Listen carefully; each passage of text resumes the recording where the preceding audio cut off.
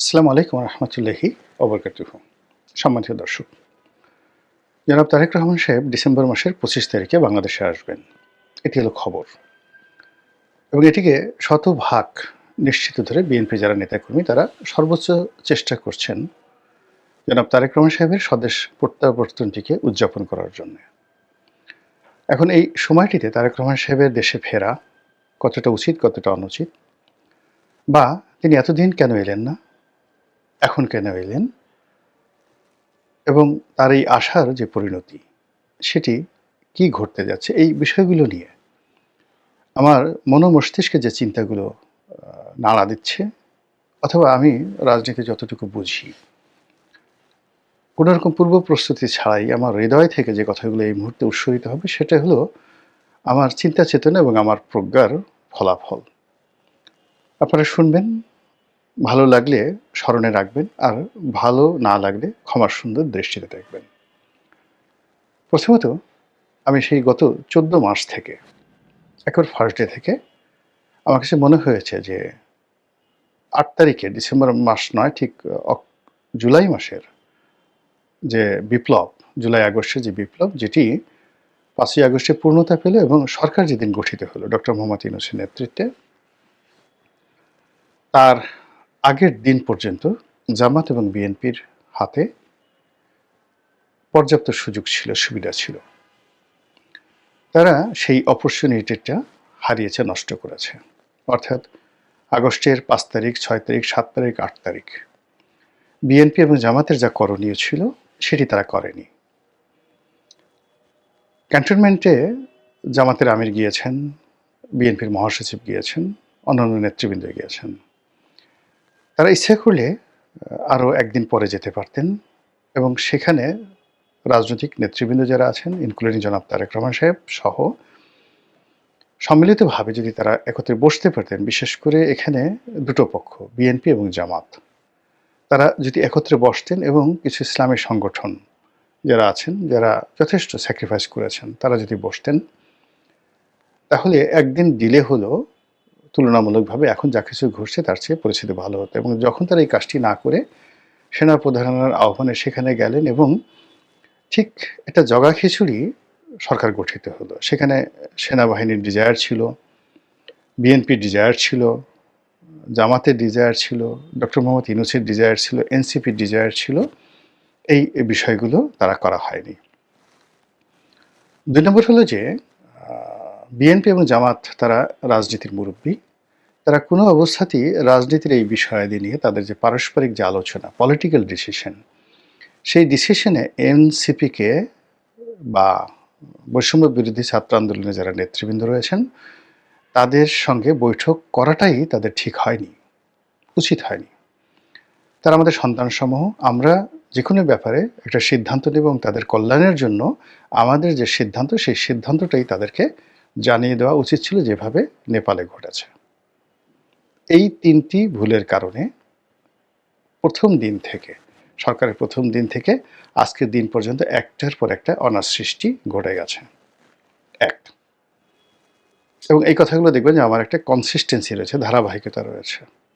এবং এই কারণে কি হলো, দেখুন, আগস্ট মাসের 5 তারিখ পর্যন্ত 2024 বিএনপির সঙ্গে আমার বা জামাতের সঙ্গে আমার যে সখ্যতা ছিল, ঘনিষ্ঠতা ছিল, আমি 5 তারিখের পর থেকে ধীরে ধীরে ধীরে ধীরে তাদের যে সংস্রব, এর থেকে নিজেকে আলাদা করে একজন স্বতন্ত্র মানুষ হিসেবে, একজন আলোচক হিসেবে, রাজনৈতিক বিশ্লেষক হিসেবে নিজেকে তুলে ধরার চেষ্টা করেছি, দলীয় বৃত্তের বাইরে গিয়ে। এবং ওই দিনই ডিসেম্বর মাসের 6 তারিখে আমি সিদ্ধান্ত নিয়েছি যে এইবারের নির্বাচন আমি করব না। বোঝার চেষ্টা করুন। তো কাজে আমি যে কথাগুলো বলছি সেই কথাগুলো ঠিক একই কথা কিন্তু আমি সেই 2014 সনে যখন নির্বাচন হলো তখন থেকে আওয়ামী লীগকে বলে আসছিলাম।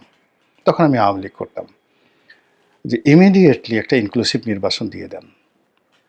এই নির্বাচনটিকে 3 মাসের দিকে যায়েন না।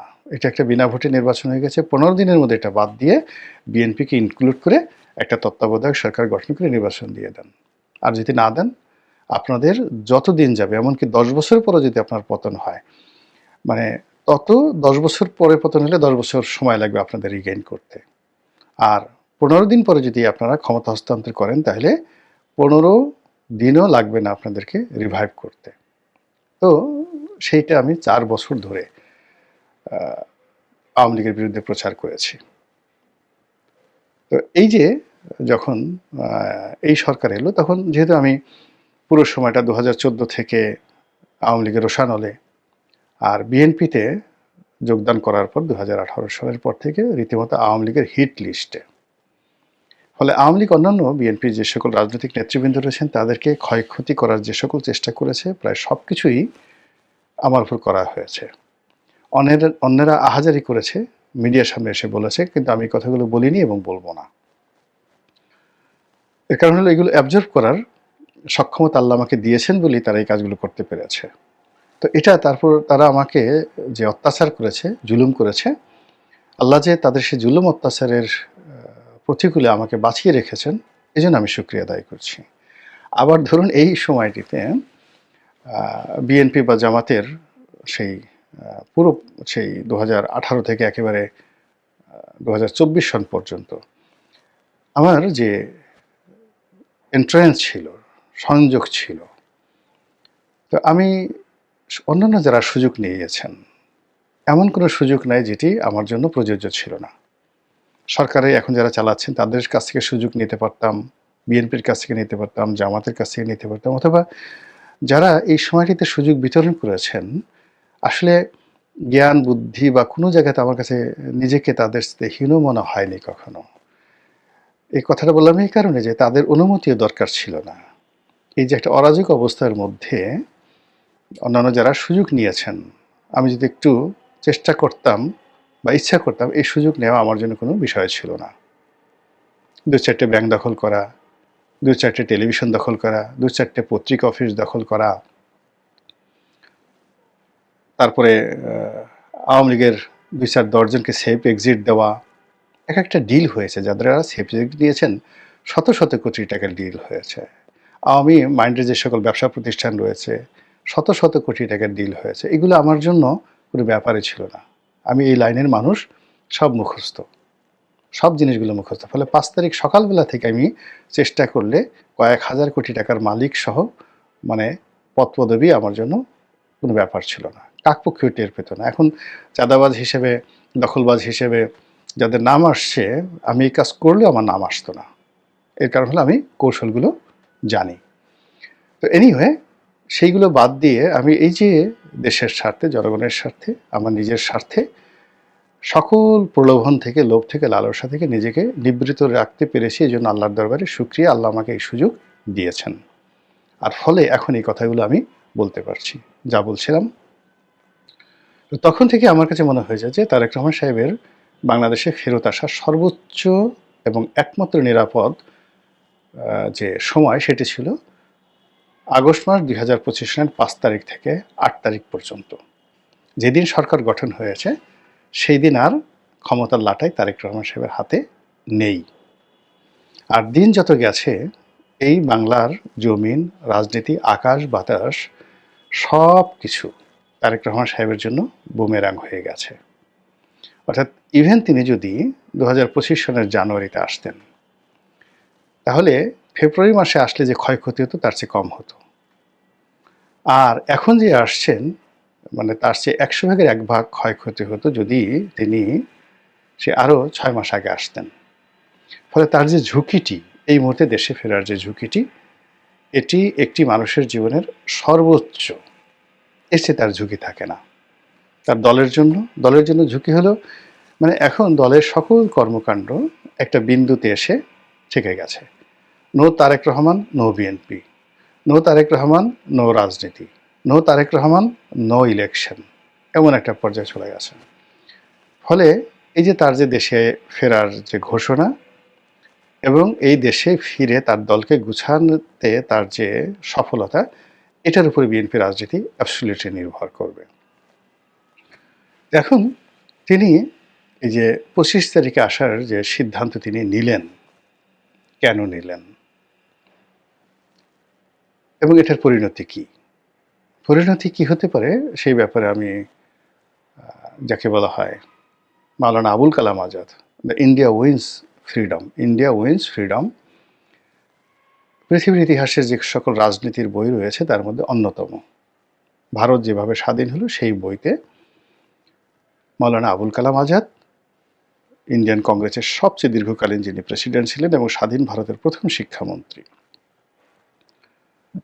তো এই প্রজ্ঞাবান মানুষটি একটা বক্তব্য দিয়ে গেছেন, রাজনীতির যখন ক্রিটিক্যাল মোমেন্ট আসে, ভীষণ রকম ক্রিটিক্যাল মোমেন্ট আসে, তখন নেতার সামনে দুটো সিদ্ধান্ত নেওয়ার সুযোগ এসে যায়। প্রথম সিদ্ধান্ত হলো যে এই ক্রিটিক্যাল মোমেন্টে তার হৃদয় থেকে, মন থেকে যেটা নিঃসরিত হয় এবং জনগণ যেটা আশা করতে পারে না, স্বপ্ন দেখতে পারে না বা বলতে পারে না, সম্পূর্ণ ব্যতিক্রম ধর্মী একটি নতুন চিন্তা, চেতনা এবং সিদ্ধান্ত যখন কোনো একটা নেতা নিতে পারে, ইতিহাস পাল্টে যায় এবং নেতার বিজয় হয়। এইগুলো একটা।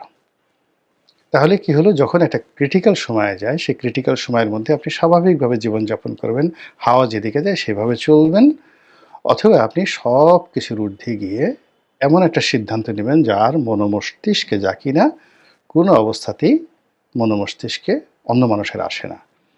এই আপনার ব্যতিক্রমধর্মী অল অন এ বোল্ড ডিসিশনের কারণে আপনি বিজয়ী হবেন। কিভাবে? সম্রাট Constantine the great, Constantine the great, রোমের সম্রাট, তো তিনি রোমের কাছাকাছি মার্চ করছেন এবং তিনি জানেন যে রোমান যে বাহিনীর সঙ্গে এখানে যে রাজনীতি চলছে তিনি পারবেন না। তো ওই মুহূর্তে তাকে একটা সিদ্ধান্ত নিতে হবে এবং যুদ্ধের আগে অল অন এ সার্ডেন তিনি একটা সিদ্ধান্ত নিলেন। তিনি খ্রিস্ট ধর্মকে রাষ্ট্রধর্ম ঘোষণা করলেন, নিজে খ্রিস্ট ধর্মে দীক্ষিত হলেন এবং জনগণের মধ্যে একটা নতুন উন্মাদনা তৈরি করে, যুদ্ধে জয়লাভ করে এই একটা নতুন ডাইনেস্টি তৈরি করলেন। এই পুরো সিদ্ধান্তটি মানে খ্রিস্ট ধর্ম প্রতিষ্ঠিত হওয়ার ৩০০ বছর পরে প্রথম একজন সম্রাট উইদিন ১ মিনিটের মধ্যে নিয়েছিলেন। একই বিপদে পড়েছিলেন সম্রাট বাবর। তিনি আসলেন, যুদ্ধ করলেন, পানিপথের যুদ্ধ। এরপর রাষ্ট্র প্রতিষ্ঠা করতে গিয়ে তাকে পরপর কয়েকটি যুদ্ধ করতে হয়। তো গুজরাটের একটি যুদ্ধে গিয়ে, অর্থাৎ এই যে নরেন্দ্র মোদীর যে এলাকা, এই এলাকার লোকজন খুবই দুর্ধর্ষ। তাদের সাথে যুদ্ধ করতে গিয়ে তিনি আর পারছিলেন না, তার সৈন্যবাহিনীর মনোবল ভেঙে যাচ্ছিল। বাবর মদ্যপান করতেন নিয়মিত। তো তিনি সেই যুদ্ধের ময়দানে হঠাৎ করে মদ্যপান বন্ধ করে দিলেন, মদের সকল ভাণ্ড সব ফেলে দিলেন, দিয়ে তিনি ঘোষণা করলেন তিনি আর জীবনে মদ খাবেন না। তার এই রাষ্ট্র শাসন, রাষ্ট্র জয় বিজয়, এটি একটি জিহাদি কর্ম।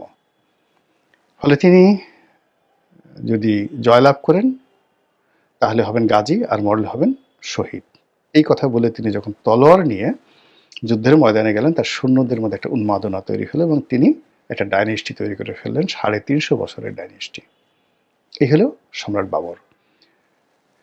এইভাবে নেতার একক, মানে এই যে বাবর বা সম্রাট কনস্টান্টাইন, কিংবা ওই যে ইতিহাসের যে আইরিশ বীর রবার্ট ব্রুস, তারা যে সিদ্ধান্তগুলো নিয়েছেন, বিশ্বাস করেন কোনো উপদেষ্টার পরামর্শ নয়, কোনো জনগণের কথা নয়, তিনি একা ছিলেন, তানহাই, সেই একা থেকে তিনি এই সিদ্ধান্তগুলো নিয়েছেন। তো তারেক রহমান সাহেবের এই যে দেশে ফেরার যে সিদ্ধান্ত, এরকম একটা ঝুঁকিপূর্ণ মুহূর্তে যদি এককভাবে তার নিজের সিদ্ধান্ত হয়, কারো পরামর্শ না হয় এবং তিনি কারো দ্বারা ইনফ্লুয়েন্সড নন, কলনে ছাড়েন, তার মধ্যে একটা এলহাম এসে গেছে, তার কাছে মনে হয়েছে এই মুহূর্তে বাংলাদেশে তার যাওয়া উচিত এবং তিনি যাবেনই। নিশ্চিত থাকেন তিনি বিজয়ী হবেন, সফল হবেন, তার প্রতিপক্ষরা পরাজিত হবে। কিন্তু যদি পপুলারিটি পাওয়ার জন্য তার কোনো পরামর্শকের পরামর্শ অনুযায়ী, অথবা এই যে সামাজিক মাধ্যমে বিভিন্ন যারা ইনফ্লুয়েন্সার রয়েছেন, বিভিন্ন কমেন্ট করেন, তারা আসা উচিত, কালা আসা উচিত, অর্থাৎ জনগণের কথা মধ্যে যদি তিনি আসেন, তাহলে তার পরিণতি কী হবে, যেটি মাওলানা আবুল কালাম আজাদ তার ইন্ডিয়া উইন্স ফ্রিডমে দ্বিতীয় রাজনীতিবিদ যারা রয়েছেন, লিডার যারা রয়েছেন, তাদের দ্বিতীয় যে কর্মটি ক্রিটিক্যাল মোমেন্টে। প্রথম কর্ম হলো যে তিনি নিজের মতো সিদ্ধান্ত নেবেন, যেটা আমি আগে বললাম। আর দ্বিতীয় কর্মটি হলো তিনি যদি জনগণের কথা মতো, জনগণের কথায় নাচেন, জনগণের কথায় সায় দেন এবং জনগণের কথায় সায় দিয়ে তিনি সেই কাজ করেন যেটি তিনি বিশ্বাস করেন না, যেটি করার সামর্থ্য তার নেই। আর স্বাভাবিক কমন সেন্স অনুযায়ী, একেবারে সাধারণ কমন সেন্স অনুযায়ী যে কোনো মানুষ বলবে যে এই কাজটি করা ঠিক হয়নি। এরকম কোনো কাজ যখন একটা নেতা করে, তার পতন, ধ্বংস একেবারে শতভাগ নিশ্চিত। এখন এই যে জনাব তারেক রহমান সাহেবের যে আগমন, সেই আগমন উপলক্ষে কি হবে আগামীতে কোর্স অফ অ্যাকশন, এটা আমরা দেখতে পাবো। কিন্তু অ্যাডভান্স আমি যে কথাগুলো বললাম, এটা কেবলই মতো জনাব তারেক রহমান সাহেব জানেন, আর উপরে জানেন আল্লাহ। যদি দুনিয়ার পলিটিক্যাল সায়েন্স অনুযায়ী কোনো কিছু সেখানে সিদ্ধান্ত গৃহীত হয়, তাহলে ওই যে আমি বললাম এই যে অন্তরের কথা বা ঘটনা, এটা কেবলমাত্র তারেক রহমান সাহেব জানেন, আর জানেন তার মালিক আল্লাহ রাব্বুল আলামিন। এটা গেল দ্বিতীয় পার্ট। তৃতীয় পার্ট হলো তার আগমনকে কেন্দ্র করে যে ধরনের জলসা হচ্ছে, মানে সংবর্ধনার আয়োজন হচ্ছে, সাংবাদিকদেরকে ডাকা হচ্ছে, গানের আয়োজন, মানে তাকে সেলিব্রেট করার জন্য বিভিন্ন জায়গাতে সঙ্গীতের আয়োজন হচ্ছে, কনসার্ট হচ্ছে, এগুলো আমার কাছে ভালো লাগছে না। এগুলোর মধ্যে আমি অশনির সংকেত দেখতে পাচ্ছি। এর কারণ হলো, যখন কোনো কিছুর আগমন নিয়ে খুব বেশি অ্যাডভান্স উৎসাহ দেখানো হয়, উদ্দীপনা দেখানো হয়, তখন আল্লাহ আসলে বেজার হন। তার এই আগমনটার কোনো হেতু নেই। তিনি এমন কোনো সফলতা বানিয়ে নিয়ে আমাদের এই দেশে আসছেন না। তাকে একটা যুদ্ধ করার জন্য আসছেন তিনি। আমরা আনন্দ দেখাবো কেন? তিনি কোনো মেসেজ নিয়ে আসছেন না, যে মেসেঞ্জার হিসেবে সুসংবাদ নিয়ে আমাদের জন্য আসছেন না। আমরা কেন আনন্দ দেখাবো বলেন? তিনি যে বাংলাদেশ থেকে গেছেন একটা করুণ পরিণতির মুখোমুখি হয়ে, অপমানিত হয়ে, লাঞ্ছিত হয়ে, কষ্ট পেয়ে, দুর্ভাগ্যের রাজপুত্র রূপে তিনি দেশ ত্যাগ করেছিলেন 1/11-এর সময়। এটা ছিল অপমানের একটা বিদায়।